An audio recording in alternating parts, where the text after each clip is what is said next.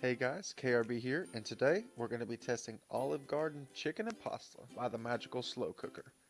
Before we get into today's video, I just wanted to show you a sneak peek of what's coming next. We're going to be testing a protein-packed lunch wrap that's healthy and super easy to make. Be sure to subscribe so you can check it out as soon as it drops. With that being said, let's jump into today's recipe. This recipe is easier than maxing out your credit card during Christmas time. All we need is one box of penne pasta, Olive Garden Italian dressing, Parmesan cheese, black pepper, chicken breast, and cream cheese. That's it. If you're wondering what this bag is on the crock pot, prepare to have your mind blown. They actually sell bags that slide over your crock pot, so when you're done cooking, simply slide off the bag and your cleaning is complete. Total game changer. First up, put the 1.5 pounds of chicken breast in the bottom of the cooker. Next, we're going to add the whole bottle of dressing to the pot. Now, pouring a whole bottle of dressing seems like a lot, but we'll see how it turns out. Also, be sure to shake your bottle up well so you get all the herbs and spices out.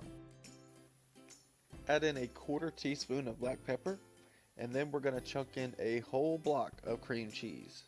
Now, I don't really care what you're cooking. If you add in a whole block of cream cheese, the chances of that dish being delicious go up by at least 90%. Add in a 1/4 cup of Parmesan cheese, and this bad boy is ready to cook.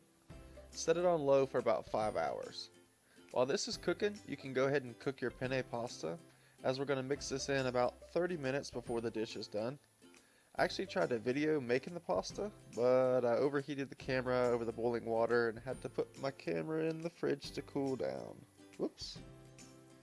At the 4-hour and 30-minute mark, it's time to check on it. Looks like it is cooking quite nicely. Take 2 forks and shred the chicken into your desired bite size. Be careful not to tear your bag while doing this. After we get it shredded, it's time to add in the penne pasta that we cooked earlier and mix this around. Add in another 1/4 cup of Parmesan and mix this well.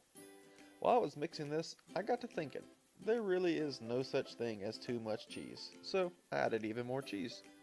Mix this up and put the top back on the cooker and let it finish out the last 30 minutes.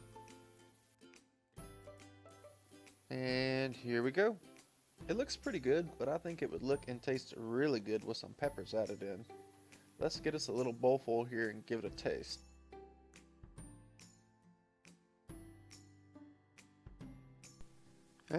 It's pretty good. Has some really nice flavor, and the chicken and pasta cooked perfectly. You can't really ask for much more than this, considering this recipe was extremely easy to make and will feed a ton of folks, or give you a few days worth of leftovers.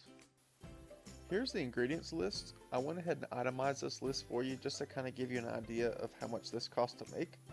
This recipe is awesome considering how many servings this yields, and that there is virtually no prep or cleanup time. Any recipe that allows me to take a nap while the food is cooking is a good recipe in my book. That's it for this recipe, but I will certainly be making this again next time I'm short on time or I just don't really feel like cooking.